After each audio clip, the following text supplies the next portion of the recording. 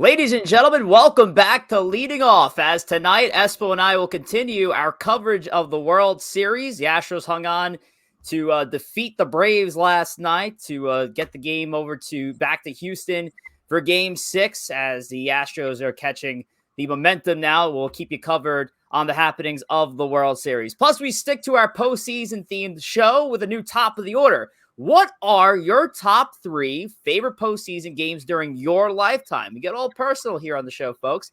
Lastly, we finish up the show with a returning segment. Who am I? First time since episode number 17. Find out who is who tonight on Leading Off.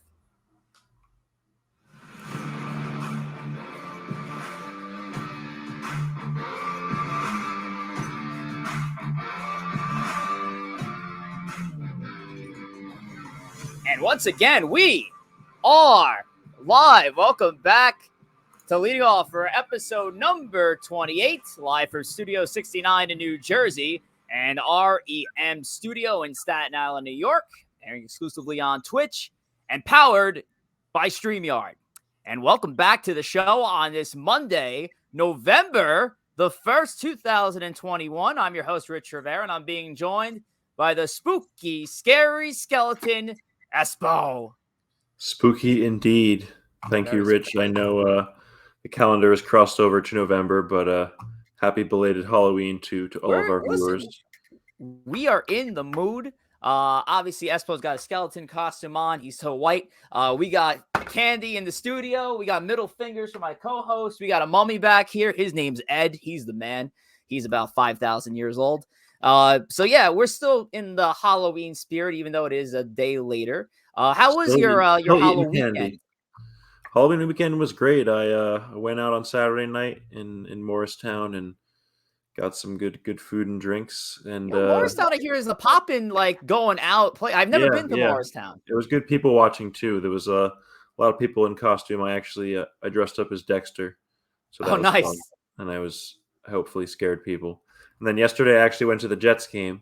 That's scary. Again, this is a baseball podcast, but it is known at this point that in addition to being a miserable Mets fan, I am a miserable Jets fan. But somehow, some way, the Jets pulled it off. But one of the few happy moments in the year of ESPO for my sports teams. And football misery could continue from my side too, as being a New York Giants fan. They're facing the Kansas City Chiefs tonight. Favorable matchup, believe it or not, but the team sucks. The organization sucks, and I'm a miserable Giants fan. But luckily, we have basketball, and I have my New York Knicks that are playing great. So it's been fun watching them at least. But we still have baseball. More importantly, we are just deep in the thick of the World Series right now. Yes. Braves, I really feel like they had the Astros on the ropes and could have delivered the death blow. I mean, we thought the Duvall Grand Slam might have been the death blow, but got to give credit to the Astros. They do not quit. They don't, and that it seemed to be their chance to close it out, and it was their chance to close it out. You just mentioned the Duvall home run. Caught the Grand Slam just when his at bat was coming up, and the place was going wild. And I'm sitting back, and I'm like, "This is amazing." But the Braves are playing the Houston Astros. So, Of course, it's a long game. Happened in the first inning, and the Astros scratched and clawed and end up winning 9-5. Even Freddie Freeman couldn't help them out there with after a solo home run. It looked like the momentum was going back their way. The Astros are that team, man. Astros are a bad team. Bad team with bad dudes. Those pesky bastards. They're going to win again, aren't they? They have all the momentum now. I mean, hot take, but they are. Hot take, they are winning. They're coming back in the series and winning. They're going to beat up on Max Fried tomorrow. I think Max Fried's going tomorrow. Fried against Luis Garcia, I believe, is the matchup. I mean that Charlie Morton injury is just it obviously hurt at the time, but now it looms even larger not having him for the closing games of this series. Exactly. Absolutely. So it's been a wild few games. Still, have to tip your cap to the Atlanta Braves as to what they're doing to get to the World Series without their megastar outfielder. And it's been a wild one to say the least. And hopefully we get a wild game 6s. I love game 6s in the World Series, ESPO. Something. yeah. I mean, it's a must win for one team as always. So it's going to be a crazy one. We're going to talk about some crazy game sixes later tonight in our top of the order. But before we do that, I want to make sure to remind you guys to download and subscribe to us on Twitch. Leadingoff_podcast is the account, and of course you can access that link on our Twitter page, on our Twitter bio to be exact, at LOFF Podcast, of course. So that's the best way, folks, to keep track of what we're doing is to subscribe to us, because then that notification will ring on your phone, and you'll be able to click the link right then and there, and then just jump in on our show.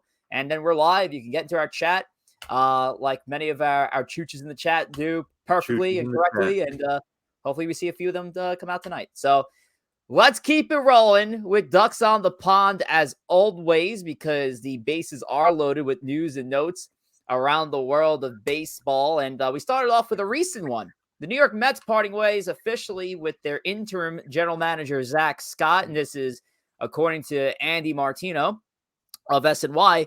I mean, this was not a move that was much of a shock to Mets fans, even though how new it is. Zach Scott getting the boot.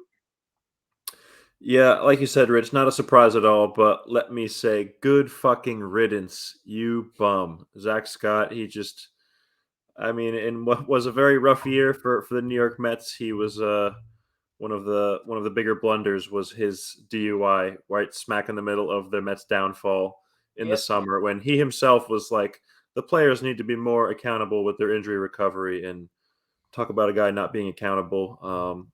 It's pretty obvious move that he had to go, and I'm happy with it. But the Mets GM search continues, and it seems like it's going to continue for the next few weeks. But can't get too upset about it. But Zach Scott gone. How is the candidate pool looking for the GM job for the New York Mets right now?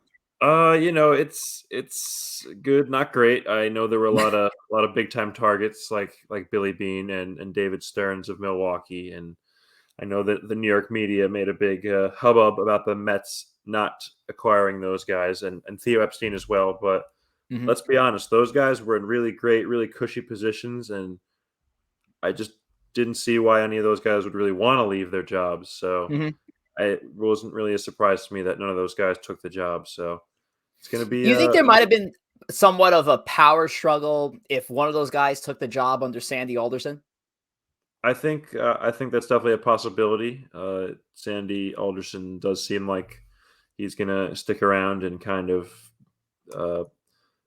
not be the official GM, but more of like a mentor type role to the whoever they do bring in. So in that sense, I would like them to bring in a younger guy, maybe someone from the Tampa organization, because that seems like where all the good young GM talent comes from these days. Right, and I thought I saw a rumor, and actually I am pulling it up right now. The Mets did receive approval to talk to Raquel Ferreira, who is the Red Sox VP, to possibly step in as the general manager. Obviously, we've seen a move like this come in the Miami Marlins camp with what's her name? I forgot her name, and that's unprofessional of me, who was assigned as their general manager. Damn, help me out here, Espo. Why am I drawing a blank? Why am I drawing a blank? GM? Kim. Kim Ing, I think it is. Yes. Yeah, I believe it's that. So you could possibly see a female step into the role, which would be quite the turnaround from where they were about a year ago with Jared Porter. So from a PR perspective, it could be a good look on the Mets to make a move like that. But obviously, you get the right man or woman for the job, and that's the most important thing. So that's all I care about. As long as you're able to evaluate talent and bring in good talent, whether you're a man, woman, or ogre, fish, donkey, or mummy, or mummy. I don't know. Kit Kat bar that I have right in front of me. Leftover Kit Kat. By the way, the Rivera house was popping yesterday with the amount of candy we were giving out. We got the good stuff. Had the Kit Kats, the Crunches, the M&Ms, the Snickers, all the good stuff, man. What's your favorite candy? My favorite candy, it's got to be Swedish Fish. I am absolutely addicted. Oh God, how fucking plain! Not a fan? No, way plain. too Swedish Fish plain. Okay. I think it's too plain. I mean, it's okay, but it's not my favorite. I don't know, something about that sugary sweetness to it, but I could I eat don't know. about 100 of them. What's your Let me favorite candy bar? That is our non-baseball question. It could be a new segment on the show. Non-baseball question to our chat. What is your favorite candy bar or chocolate? All righty, next. San Diego Padres hire Bob Melvin to become their new manager. This kind of came out of nowhere. We knew there was a possibility that Melvin would be moving on from the Oakland A's, which he managed for over 10 years since 2011.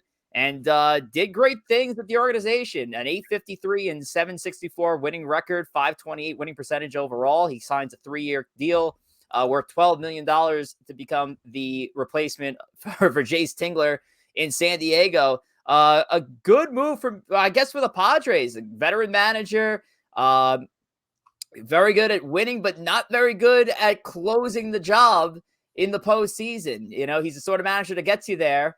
So hopefully the Padres maybe strike gold here with Melvin at the helm. Yeah, no, I think it's a great signing for the Padres. Melvin, obviously, like you said, has had a lot of success with the A's.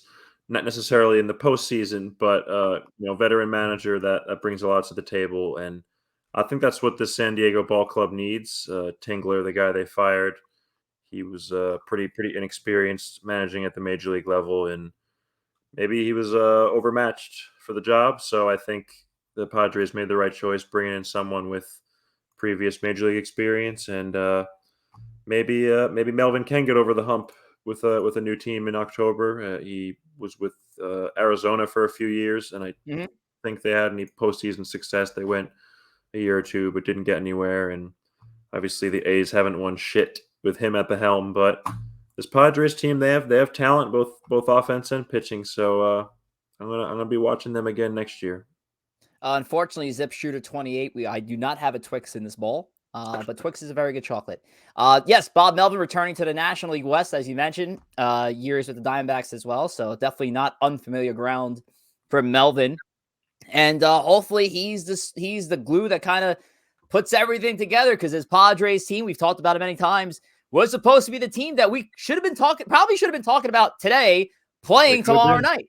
You yeah. know, so They have it's the it's kind talent. of crazy. Kind of crazy. We're moving on to our last note here on Ducks on the Pond, and it's a sad one at that. Jerry Remy, longtime Red Sox color commentator, a literally a colorful voice in that Red Sox booth. Unfortunately, he passed away. He lost his battle to lung cancer, and even as a Yankee fan, I have to pay homage to Remy and all his great years, and hearing some of his great takes on baseball and what he would see from the fans. One of my favorite videos was when one of the fans got hit by another fan with a slice of pizza, and then Jerry Remy was going off at how wild it was for minutes, and it was just funny. Him in that Don Orsillo booth was untouchable for years in Boston, and to hear Remy passed away, as somebody who loves my sports broadcasters and my baseball broadcasters, it was a sad note to hear. A legend in the booth, and he'd be dearly missed. And we said nothing but our condolences to the Remy family. A sad loss for baseball. Definitely, definitely, and I'm thinking of those times when I would listen to some Red Sox games when they were on TV on I think the network is Masson, Nesson, right? Nesson. Nesson, oh, yeah, New England Sports Network. But yeah, Mm-hmm. Orsillo and Remy. I mean, what a great combo, and just Great team. Remy and his really authentic Boston accent. It was very unmistakable and unreplaceable, really, and definitely a sad loss for the Red Sox family. So tip of the cap to you, Mr. Remy. To we'll miss you. The world will miss you. Alrighty. On to ESPO but on Twitter at LCast. You can follow. We're losing Rich. Uh-oh. Well, folks, it seems like we have lost Rich, so I will keep at it while we try and get him back. So, without further ado, we have our ESPOTD, the ESPO pick of the day, and folks, let me tell you, it has been a rough go of it for the ESPOTD lately. But Rich, we have you back? Maybe. So pick of the day. Let's go. Yes. I'm. I think you're a bit choppy, but we have you here. In either case, we have our Game 6 of the World Series tomorrow night. Astros and Braves. Very neck and neck matchup with Fried and Garcia. But I'm going to go with Yordan Alvarez to go deep and hit a home run. He hasn't hit one in any of the first 5 games of this series. He's absolutely due. I know you have the lefty on lefty matchup with Fried, so not necessarily great splits wise, but Alvarez actually does hit lefties better than he does righties. So I'm just feeling it in my gut. Jordan's gonna launch one. Game 6. Having a shit ton of ish.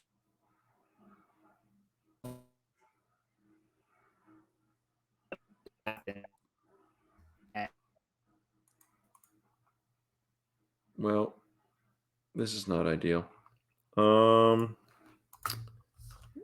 Thanks for sticking with us, folks. We're gonna try and get this worked out. I think Rich is having some Wi-Fi issues. So, I mean, I guess I could just trek on without him. So, yeah, I guess we'll try and work on our next segment here. It's a little tough to do, just one man, because it's very much a back and forth one. But Rich, do we have you back? I think I'm back now. Okay. Finally got on our correct Wi-Fi over here. ESPO pick of the day, Yordan Alvarez going deep. Yes, sir. Yes, sir. Love the pick. He's definitely due for a big moment in this World Series. He's hot going into this World Series. Against a lefty might be a tough matchup, but let's see what Alvarez got in store for the tank. But obviously, it's the ESPO pick of the day, so he'll probably strike out 4 times. So we'll find out. By the way, if you guys don't even know, ESPO actually does legitimately place bets on his ESPO pick of the day. So just wanted to make that apparent. So when he's wrong, he's legitimately losing money. It's okay though. I do make most of it back on other bets, but I choose not to advertise those bets out of fear that I will jinx them too. Of course, man. Well, good luck to you. We'll find out more. And the easiest way to find out is to follow us on Twitter at LOF Podcast, or you can follow ESPO directly at The Life of ESPO, and you can follow me at Rich J Rivera. And while we're shouting out Twitter handles, I'll shout out another. It is for my New York Yankees podcast, Savages in the Bronx, which I co-host with Tom Waspel, who's been a constant in our chat and a former guest on the show as well. We've been off the air because that's obviously all season for the Yankees, so there's not really much to talk about. But we're going to be back in 2 weeks' time, November 15th, at 8 p.m. Eastern time here on Twitch. So make sure to give us a listen on Twitch, 8 p.m. Eastern time, and give us a follow, of course, at Savages Bronx. All right, let's move into our main course here, if you will, Espo, the top of the order. And top of the order has been a great segment that we've done all year long, where we've done our top threes in different segments. We've talked about our favorite baseball stadiums. A few weeks ago, we talked about the worst managerial decisions in the postseason. We talked about the worst jerseys.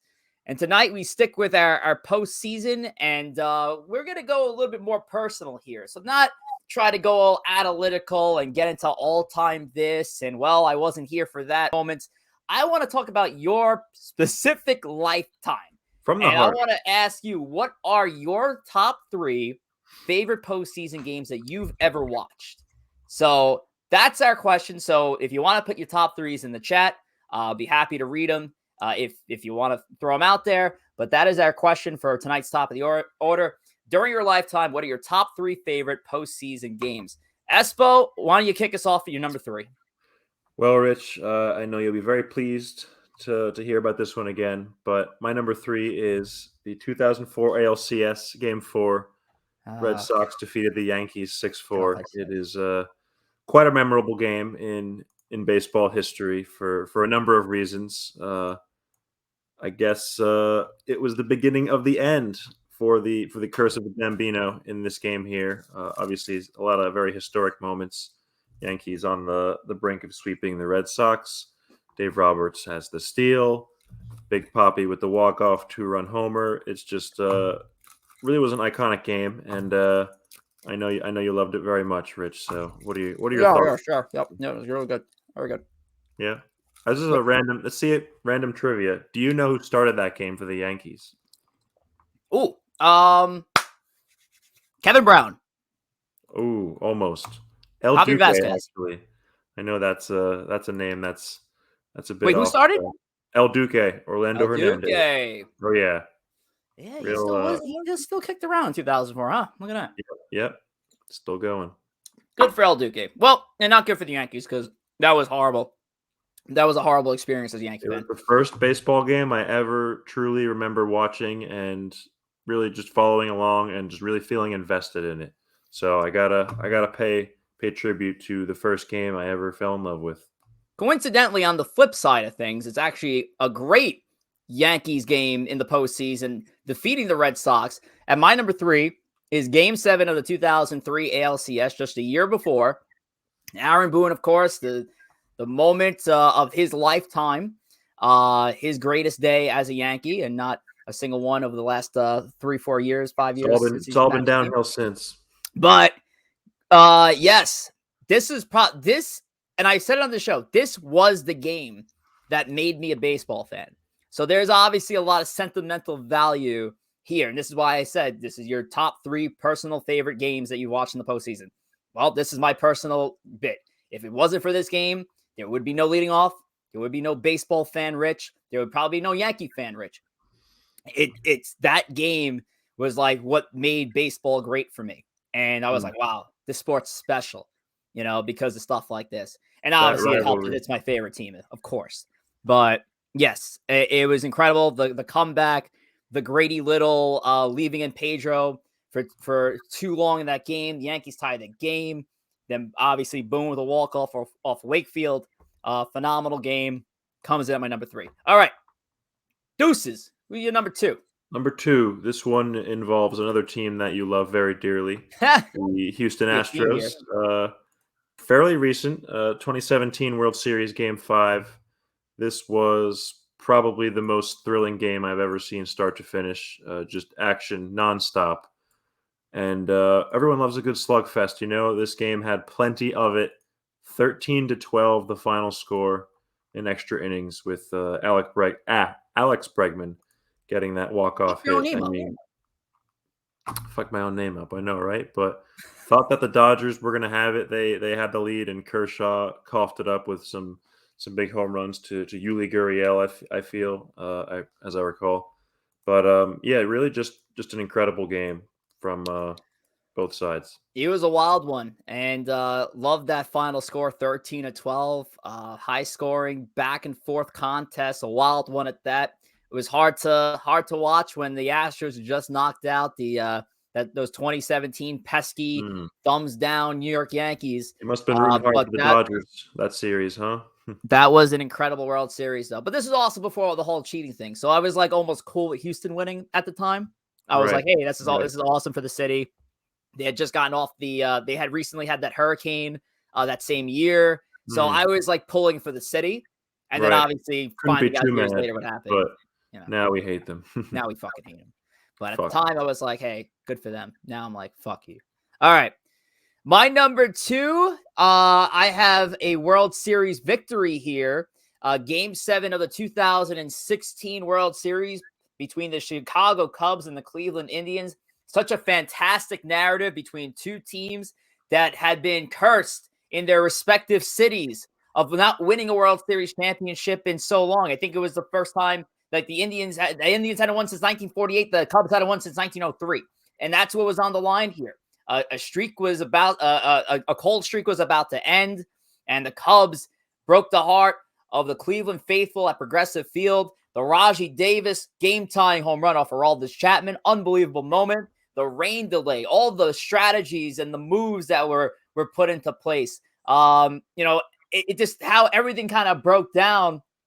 Even the Indians making a call of a defensive replacement, putting Mercedes Martinez in the game, and he ended up being the final batter to come up in that last inning against the Cubs. So it's kind of wild how that game unraveled. David Ross's final career game, and he hit a home run. Wild game altogether.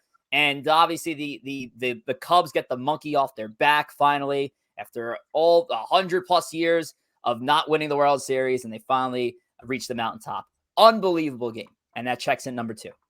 Absolutely unbelievable game, and I've got plenty more to say about it I because wonder it why. is checking in at number 1 for me this game. Yes, oh, what a surprise. But, yeah, I mean, just really an absolutely historic game to watch. Like you said, the narrative surrounding both of these teams and really just the entire series was incredible from start to finish, but this game 7, just so many twists and turns with the Rajai home run and the rain delay, and I can distinctly remember seeing the broadcast pan to LeBron in the stands celebrating like crazy after that Rajai home run, and really thinking that the Cubs curse was going to continue and the Indians would pull it out. But man, 100 years in the making, and the Cubs finally pulled it off. And to see it live was really just an incredible experience.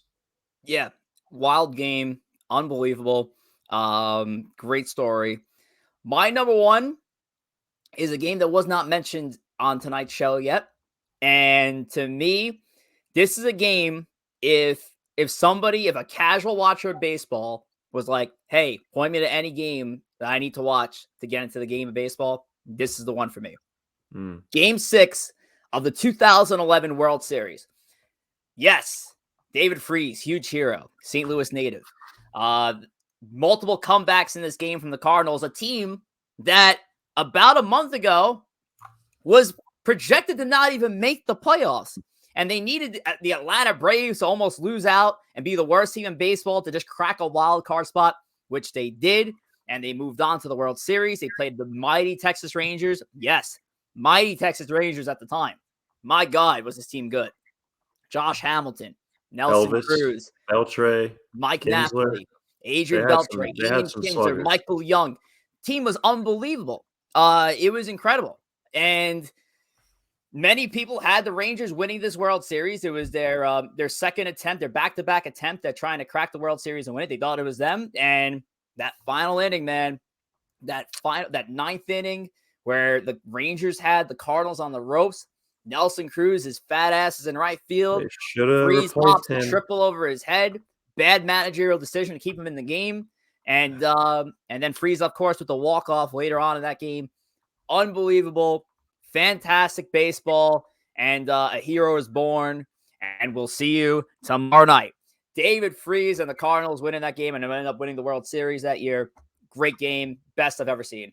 Yeah, it is the best I've ever seen. Postseason, regular season, doesn't matter. That game is the game. And I also remember thinking when Josh Hamilton hit that home run to put them up, like, wow, the Rangers' suffering is finally over. And Josh Hamilton, he's obviously had an up and down career. Like, what a great moment that was going to be for him. Yes. But it's kind of merely a footnote now, that home run. It could have been one of the most important in history, but alas, it was not.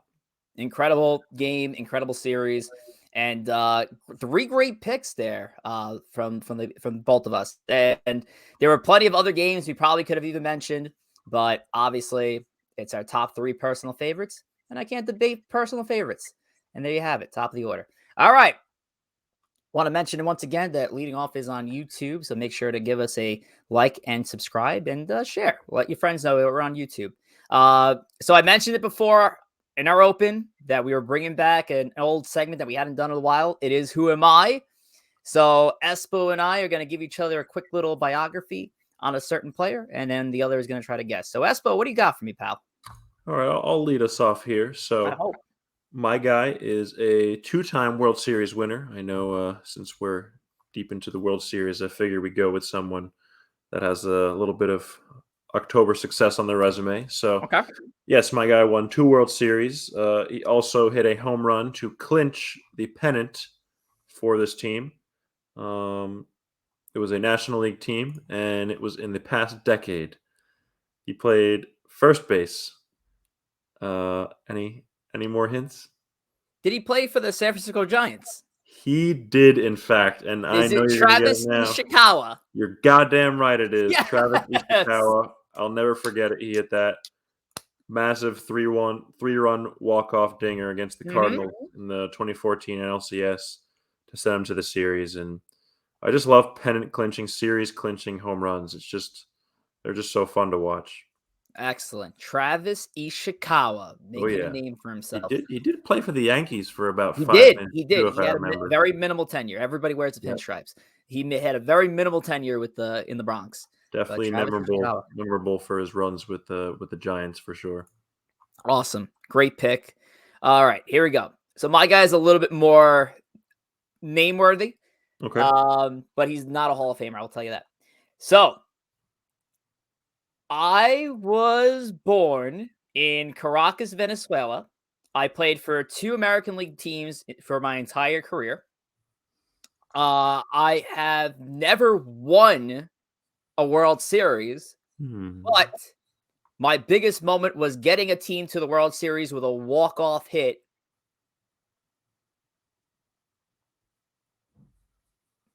Any more guesses? Any more hints you want here? Maglio? It is Maglio. Yeah, Maglio, wow, how about Maglio that? Ordonez. That's a Another great man for to hit a you. walk-off pennant-clinching home run. I Yes. had a feeling it might be him. I remember that against I the didn't want to give the year because I right. feel like, all It right, was the year would have been Oakland, a giveaway. 2006. Right. Yep. 2006 against the Oakland Athletics. I didn't want to give the 2 teams away, the White Sox and the Tigers. But yes, Maglio Ordonez is my guy. Maglio, man. That And guy was another wild moment for the Tigers. And those were some good fucking Tigers in those mid 2000s. And they would go on to lose to the St. Louis Cardinals. 2006, because that was the year that the Mets should have went to the World Series and smacked the crap out of the Tigers. Okay, you know what? I'm out. But yeah, I gotta say those mid 2000s, early 10s Tigers teams will definitely go down in history as some of the best to never win a title. Yeah, it was almost a missed opportunity for that franchise. But hell, listen, the NL Central, it's not sorry, the AL Central's not a runaway. Yeah, the White Sox are great, but the White Sox are beatable, as evident as they showed in important games throughout the regular season and in the playoffs. And the Tigers are, they're a young team. They're up They're and getting coming. hungrier. They're getting more talent. That's a team that can easily get there within the next 2 years. Within the next 2 years, easily could get there. We're Tigers fans here on this podcast. We love the Tigers. I'm a big Spencer Torkelson guy. Big Alex Casey is a Mize big guy. he's a big Casey Mize guy. So yeah, we love the Tigers, and we mighty Tigers, right? So we're looking forward to seeing how they do. Anyway, like to end our show with a scheduling announcement once again. Just make sure to give us a follow on Twitter at LF Podcast. Follow my buddy Espo at The Life of Espo. and you can follow me at Rich J. Rivera. All right, scheduling announcement, because I felt like this is what we've been doing every week. Every episode lately, because it's just been so unpredictable with the World Series. So, Braves Astros, they move on to Game 6 tomorrow, which means, as I've mentioned before on this show, where our last episode would follow the last game of the postseason. So, obviously, there will be a show next Monday. That show will be at 8 p.m. Eastern Time, once again, right here on Twitch. That will be not only our final in-season episode of Leading Off, but that'll be our final show until mid-December around the trade deadline. So we're not going to have Winter a meetings. November off-season show. This will be considered the off-season show, if you want to call it that. So next week will be our final in-season show. Then our first off-season episode of Leading Off won't be until mid-December, which we will confirm the exact date and time when we get closer. But it will be around the winter meetings. I think I said trade deadline before. Around the winter meetings. So yeah, and that's our announcement. So next week, bud, that's our last weekly. We will have a winner by then. The World Series will be clinched. Will it be the Astros or the Braves? You'll just have to stay tuned to find out, folks. You will have to stay tuned to find out. So Espo, we alluded to it earlier in the show. 2 games potentially left. This thing could get wrapped up tomorrow. What are you feeling, man? Astros or Braves? It is not getting wrapped up tomorrow because it is going to Wednesday night, Game 7, and I hate to say it because I do stand to profit a substantial amount if the Braves win, but I don't see that happening. I think the Astros have all the momentum, and I think the Braves know they had their chance last night to send them home and end the series, and they didn't. And right, I think the Astros kind of smell blood in the water now. They have the momentum, and I think they're going to take care of business these next 2 games at home. And I'm with you. I'm actually 100% with you on that. I think this is going to be a game. This is going to be a 7-game series, and Houston's taking this one. They're going to have all the momentum after winning 2 games in a row at home. Important game. And listen, obviously they've also lost Game 7 at home in the past in the World Series to the Nats. So we'll see if they have luck against a different National League East team. And it'll be fun to see regardless, because we love the World Series and we like when it gets this late into the postseason. November baseball, nothing like it. Anyway, guys, that will do it for tonight's edition of Leading Off. We'll see you here for next week's episode number 29. I think we're up to for our final in-season show, and it's going to be bittersweet to say the least. So I'd like to thank everybody for being a part of this season of leading off, and want to thank you, ESPO, as always. Got to thank all my supporters, the choochers in the chat, my family, friends, everybody who contributes anything, even if it's advice on the show. I love it and I appreciate it, and we always appreciate your support. And we'll see you here next week for more. Yes, Sounds sir. good? Yes, sir. Sounds good to me. Oh, yeah, one more thing. What do you got? Fuck Rob Manfred. Okay, all right. Okay, fuck Rob Manfred. He sucks, and he can go kick rocks.